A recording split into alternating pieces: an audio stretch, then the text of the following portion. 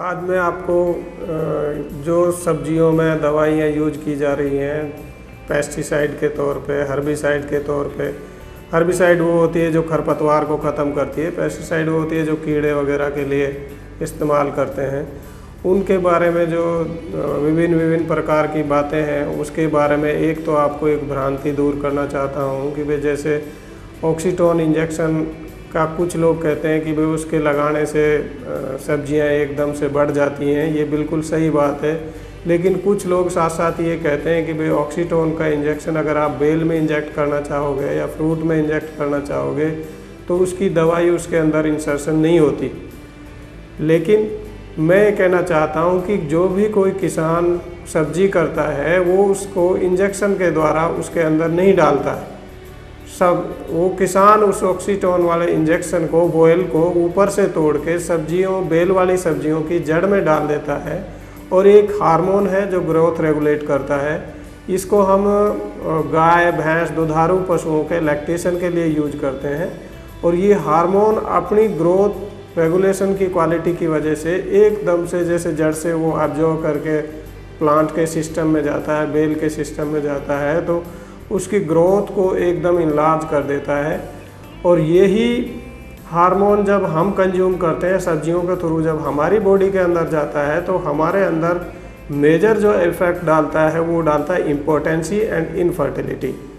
Impotency और infertility से आप ज़्यादातर आपके पड़ोस में, आसपास में आप लोग देख रहे होंगे कि आजकल यंग कपल्स भी जो है बच्चों के लिए परेशान है कि भाई उनके यहाँ बच्चे पैदा नहीं हो रहे हैं।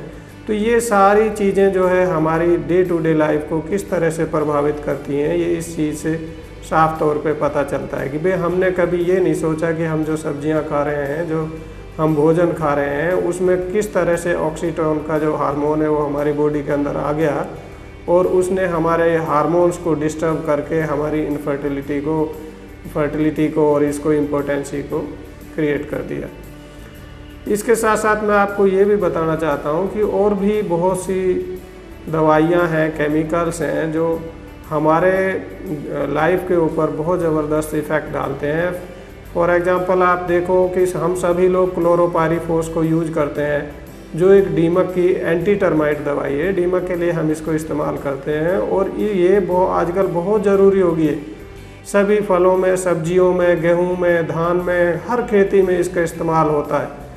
और किसी को जो ग्रोवर्स हैं, जो किसान हैं, जो बेसिक लेवल पे इस चीज़ को डाल रहे हैं, उनको ये पता नहीं है कि भाई जो हम ये दीमक वाली दवाई डाल रहे हैं, इससे अगर इसका रेजिड्यू प्रेग्नेंट वुमेन के बॉडी के अंदर जाएगा तो जो उसके अंदर जो बच्चा डेवलप हो रहा है, उसकी ब्रेन की सेल जो ग्रो होती हैं उनकी ग्रोथ बहुत स्लो हो जाती है, जिसका हमारी फ्यूचर जनरेशन पे बहुत बैड इफ़ेक्ट होगा। और इस चीज़ को अवॉइड करने के लिए आप किचन गार्डनिंग की तरफ जाएं या ऑर्गेनिक सब्जियों की तरफ जाएं तो हम इन सारे इफ़ेक्टों से बच सकते हैं। एक बहुत ही कॉमन यूज होती है एक और मेडिसिन है जिसका फोरेट कहते हैं हम, चाय के पत्ती जैसे दाने उसके होते हैं। आप लोग भी कई बार सब्जी मंडी में गए हो या किसी बीज की दुकान पर गए हो तो उसने आपसे कहा होगा कि भाई कोई कीड़ा लग रहा है। आपने अगर किचन गार्डनिंग करते हैं तो आपने ज़रूर उसने फोरेट का नाम लिया होगा। ये फोरेट जो है बहुत ही ख़तरनाक दवाई है और जिस तरह से हमारे हिंदुस्तान में आजकल कैंसर के मरीज़ बढ़ रहे हैं, अस्थमा के मरीज़ बढ़ रहे हैं, ये बिकॉज ऑफ दिस फोरेट के कारण ही बढ़ रहे हैं। ये इतना ख़तरनाक है कि अगर इसको हम खेत में डालते हैं तो सांप जैसे बड़े जीव भी इसके प्रभाव से मर जाते हैं।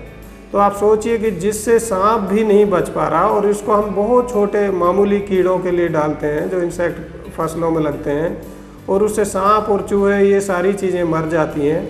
तो ह्यूमन बॉडी में आके वो कितना इफ़ेक्ट डालता होगा। ये स्लो पॉइजनिंग है और इसकी वजह से हमें अस्थमा और कैंसर और दूसरी बीमारियों का काफ़ी हद तक सामना करना पड़ रहा है। इसके साथ साथ मैं आपको ये भी बताना चाहता हूँ कि honourable Punjab and Haryana high court में एक PIL डाली थी, जिस PIL के बेसिस पे डिपार्टमेंट ऑफ हॉर्टिकल्चर ने पानीपत डिस्ट्रिक्ट में सैम्पलिंग करवाई थी वेजिटेबल्स की और फ्रूट्स की, कि भाई देखा जाए कि जो परमिसेबल लेवल है पेस्टिसाइड्स का, केमिकल्स का वेजिटेबल्स में और फ्रूट में वो कितना है। जिसके बाद इस सैम्पलिंग को 3 जगह से लिया गया है। एक किसान के खेत से लिया गया, एक सब्जी मंडी से लिया गया, एक रिटेलर से लिया गया, रेहड़ी वालों से, दूसरों से जो सब्जियां बेचते हैं। और जब उसका एनालिसिस किया गया तो आप लोग अंदाज़ा नहीं लगा सकते, आप सोच भी नहीं सकते कि वो कितना ज़्यादा था।